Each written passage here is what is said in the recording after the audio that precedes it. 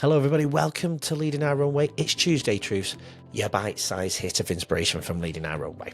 Today's snippets come from my conversation with Joanne Kennard this week, an adventurer at heart, a natural connector, and one of those rare people who turn setbacks into forward motion.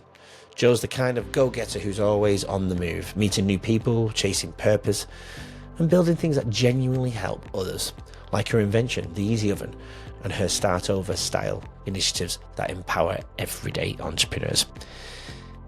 If you like these short, punchy episodes, make sure you follow the show right here, because a little truth at the right time can change your whole week.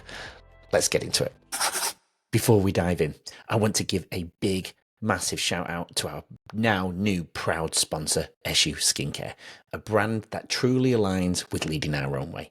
This Australian-born company is dedicated to keeping skincare simple, effective, and straightforward. They've made waves in the US, even landed in Macy's and over 300 stores, and now they're back with a renewed focus on healthy skin and real results. If you want authentic skincare that fits your lifestyle, check them out in the show notes. Thanks to Eshu Skincare for supporting real stories and mental fitness on Leading Our Own Way. And if you're interested in sponsoring like Eshu Skincare, drop us a message. We'd love to connect. And so what happened was we were driving one day and we were going to our favourite beach, favourite fishing place, and I thought a house was on fire. And in South Africa, they have these things called rondavels, and they are mud huts. They're round. Rondavel is a round, and it has a gap like this between the wall and the roof space to let air in and out, and one door. So not fancy, not anything, but just very efficient. And what was happening was, and I'm yelling at Grant saying, stop the car, stop the car. These people's houses on fire, ready to jump out and save the world, and save this family. And he stopped, but he looked at me and he said, they're just cooking. They're cooking their food. And I said, what do you mean? There's smoke pouring out of this. And I tell you, it was billowing out of it. So you can just imagine this, like you're in the middle of nowhere, in a field, and there's smoke pouring out of this place. And I started looking, and I hadn't been in South Africa very long. And so he explained, like they cook inside and this is what they do. So we get to our fishing village and we were staying there, and the day was beautiful and that. And then he started explaining, about all of these things. And I was horrified, because we all have been around a campfire before, when the wind changes and the smoke goes in your eyes, and you wake up in the morning, your hair smells like smoke, and your clothes, and it's up your nose and all over the place. And these people do this every day. And so I started thinking, well, hang on, I could do something about this. I this is really bad. This is really different. And we had, when you go to these villages, you always employ the locals. You always have people that look after your home for you. And that's their way of getting an income, because they live so rurally that there are no other jobs. So you always have somebody there to help you along the line. And this lady her skin was shiny, and she smelled like smoke, but a deep smell of smoke. And I was really horrified, and I had been a nurse in the army previously, before I had hit the world, and I started thinking, there's something not right. So I started playing around with different designs and things like that, but life changed and got in the way, and we got married and we shifted to New Zealand and all of these. But I always had these, and I kept pulling it out from the cupboard every now and again, thinking, there's something I can do about this. Fast forward, internet. So we're talking quite a long time ago. Fast forward, internet happened, and I still started thinking about this. And I had produced another product, and I got invited to the largest gathering of aid organisations in the world, in Washington, DC, with this other sleeping mat. And I woke my husband up at about 4 o'clock in the morning, and I said, I've got to take this other thing. I didn't have a name for it. I just knew I had to take it. And he said, what are you talking about? And so 4 o'clock in the morning, I've got a torch in my mouth because the kids are asleep, and I'm pulling these things out of my linen cupboard in the middle of the hallway, and I drag them out and I show them and say, this is it. This is what it does. This stops all of that smoke. It reduces all of this cooking. Now, I had played around with it, and I, in my own time, and so it was sort of 3/4 there. And so we started testing it, and we came up with a name. Well, my husband came up with the name of Easy Oven. And we went to the university before I went. So you're talking 6 weeks of making it really lovely. I have this most amazing manufacturer who wants to retire, but she's, only 74. So my girlfriend and I, Cheryl and I, met in England and got on famously and decided we would go into a combi van, as most Aussies, Kiwis, South Africans do, to travel through Europe. And unfortunately, the van broke down a few times, and we decided to head off with our backpacks and just carry on traveling. And we got to West Berlin and decided we'd go through for the day to see what East Berlin was like, because the wall was still up. And so we went through and we came back and we went, you know what? Why don't we just carry on tomorrow and we'll walk back through and we'll just carry on going through the Eastern Bloc. Now, you're always bulletproof at 24. I was 24 by that stage, very bulletproof. And remembering no cell phones, no internet. We had of where we were going to be, sort of. And in those days we had post office boxes, so anyone that wanted to contact us could write a letter. So I told Grant where I was going, and he would write a letter, and then I'd write a letter, and it would sort of be like this as we were travelling. And Cheryl and I walked through Checkpoint Charlie into East Berlin. But before we walked in, I said to her, hey, let's swap passports. And she goes, why? And I went, I just want to see whether they're going to look at our passports or not. And she went, that is the dumbest thing you've thought of so far. And I went, yeah, but come on, let's do it. And we had the same sort of coloured hair, and we were reasonably the same sort of height. I think she was a bit taller, but we were reasonably the same. And that was probably about it. So I conned her, and I walked through Checkpoint Charlie on her passport, and these guys stamped it. And we blew them a kiss, and we walked into East Berlin on each other's passports, which is probably not the best idea. But anyway, it sounded a really good idea when we did it. And we headed into East Berlin, and we went right through. We actually didn't know the wall had come down until we got to Greece, and we saw it on the news. And that was now 2 weeks later. And so, because the Eastern Bloc was actually falling behind us, and some of our friends thought it was us. It wasn't, but it was actually falling behind us. So we were in. My passport has these most incredible stamps of countries that no longer exist, and we only had one incident that probably was a little bit dodgy, maybe. I got poisoned by the Securitate police.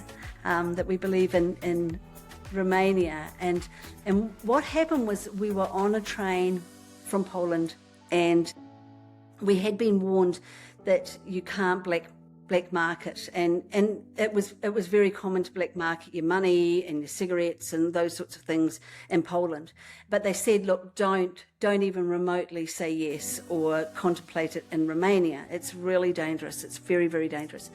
And in those days, Ceausescu was still alive.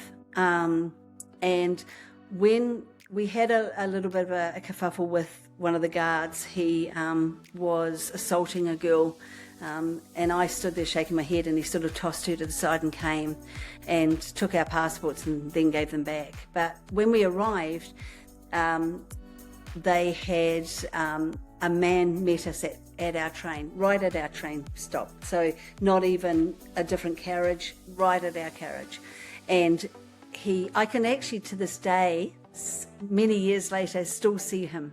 And he said to us, you're from New Zealand? And I said, yes. And he said, your largest city is Auckland, but your capital is Wellington, and you have 3 million people, but 6 million sheep, or something like that. And I looked at him, and Cheryl looked at me and she goes, are we in trouble? And I went, absolutely. And so we started shouting at him. And I don't think I was very polite. I didn't use ladylike language at all. But we managed to escape, and he ran off. And then we got to our hotel, and the next morning we decided it was very unsafe. And so the next morning we decided we would go, and we had breakfast. And I was partway through my breakfast, and we had exactly the same breakfast. And they had cleared out the whole dining room, and there was just Cheryl and I in the dining room, and waiters had changed and all sorts of things. And I couldn't see, and I had been poisoned. And so there's a bit of a longer story to it, but and I promised I would write a book about the journeys of those. But yeah, I was poisoned, and so I couldn't see and I couldn't walk. And Cheryl had to go and get tickets to Turkey, and we managed to get on a bus and bus into Istanbul and go and see a doctor. And he shouted at me because he said I'd been poisoned, not food poisoning. And so that was pretty exciting, I guess. What's a question you wish people would ask you, but they never do? Oh, my word. I think that the question that I would ask, somebody would ask me or want to ask me is, how do I always just stay positive? And I think that people can see it, but they're not quite sure how to translate that into their own lives. And I wish they'd ask in the sense where, for me, it's about absolute determination. It's about looking in the mirror and going, you know what, you can absolutely 100% do this. And it doesn't matter whether it's inventing something, it's getting over a hurdle of something else, it's moving to another country, it's moving apartments, it's whatever it is in life. I wish people would say to me, how did you do it? Like, how do you always remain positive? And I think that it is a mindset. It's something I've trained myself to do. I do the 5-minute reset, and that's actually why I wrote it, was because I consciously do a 5-minute reset every single day. I stand in the shower and I go, okay, what am I doing today? How am I going to organize my life? And by the time I walk out of that shower, and it is actually less than 5 minutes in my shower, because I live on water tanks, by the way, but you know, we're in a rural area. But by the time I'm finished in the bathroom, and I know where I'm going and I know what I'm doing. And I think that if people could just understand that 5-minute reset, they would be able to embrace a lot more in life. You know, if somebody really upsets you at work, you've got to take a step back, you pause for 2 or 3 seconds, and you take it all in first. Do your reset. Just go, you know what, are you worth it? Is your comment absolutely worth it, or whatever you're doing? And so, or, you know, so I that's my question. That would be if somebody asked me, and I've just given them the answer, but you know. No, I wanted you to answer it. I was going to ask you to answer it anyway, and I think that's great, and I agree. My extension to that is, putting yourself through, some good healthy stresses every single day makes the other stresses so much easier to handle later on down the track in the day, in that same day, right? Absolutely. And, even that smile in the morning, what Gavin said, or making your bed. That's why soldiers make their bed every morning, because they conquer small, simple habits before the day starts, and it trains your brain to be able to conquer some medium ones, some small ones, and some bigger ones on the same day too. Yeah. It's I simple things, isn't it? Being comfortable with the uncomfortable. Yeah, because I always do my hard stuff first, always. Because what it does, there you go. Do the really hard stuff first, the stuff I really don't want to do, I do those first, because in the afternoon, when I'm doing the stuff that I really love, that just sets me up for the evening. So, change it around. Don't leave them for later. I'm not Agreed. a procrastinator. I love to get stuff done. So, yeah. Yeah, good. Love it, Joe.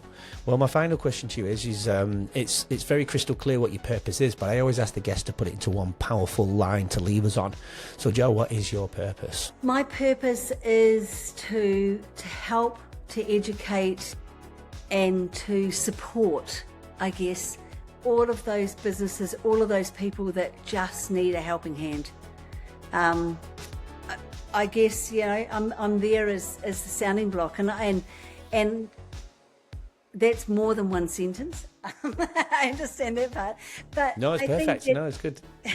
I think that my purpose in life is to be there, to be the positive sounding block. I am positive, but I will tell you if I don't think that you're doing the right thing or that you're on the wrong track. I'm not I definitely am not a yes person. I'm there to help and guide and to be a reality check sometimes as well. And I think that's my purpose. I think that's where I'm supposed to be. I'm supposed to be able to help and to guide. What you just witnessed is only a snippet of our amazing conversation this week. This is what Leading Our Own Way is all about. Real stories, real transformation. If you're watching this before Wednesday, part 1 dropped yesterday and part 2 releases tomorrow. But if you're already here after Wednesday, all parts are available now. Head to YouTube, Spotify, Apple Podcasts and every other major platform and look for the numbers on the bottom left-hand corner of the episode's covers to start with part 1. Trust me, you don't want to miss this incredible journey.